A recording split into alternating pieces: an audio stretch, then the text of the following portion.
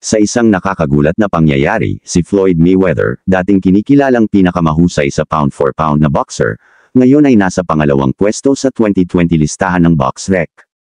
Ang nangungunang parangal ay ngayon ay para sa isang boksingero na nagkaroon ng kamanghamanghang 25 taong karera na nagsimula noong 1940, may kahangahangang 201 na laban. Si Mayweather, na may walang kahulihang 50-0 na record at huling tagumpay laban kay Conor McGregor noong 2017, ay nakakita ng pagtatapos ng kanyang pamumuno.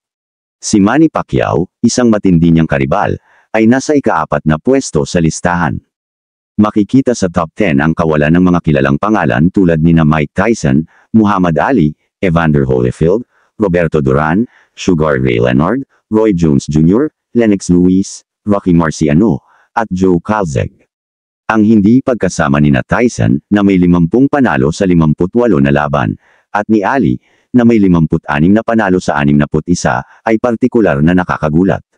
Si Tyson, isang malakas na puwersa sa mundo ng boxing sa 3 dekada, ay nagpakita ng kahangahangang lakas sa 44 na knockout na panalo. Samantalang si Ali, kilala bilang The Greatest, ay iniwan ang isang di mabilang na alaala sa larangan ng boxing na may 37 knockout sa kanyang 56 na panalo.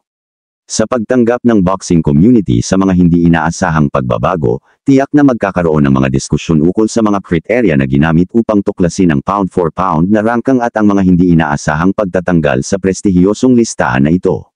Ang patuloy na kwento ng kadakilaan sa boxing ay nagpapabilis ng sigla at nag-iiwan sa mga tagahanga at eksperto na nagnanais ng mas malalim na pagsusuri at pagmumuni-muni sa kaharian ng esports.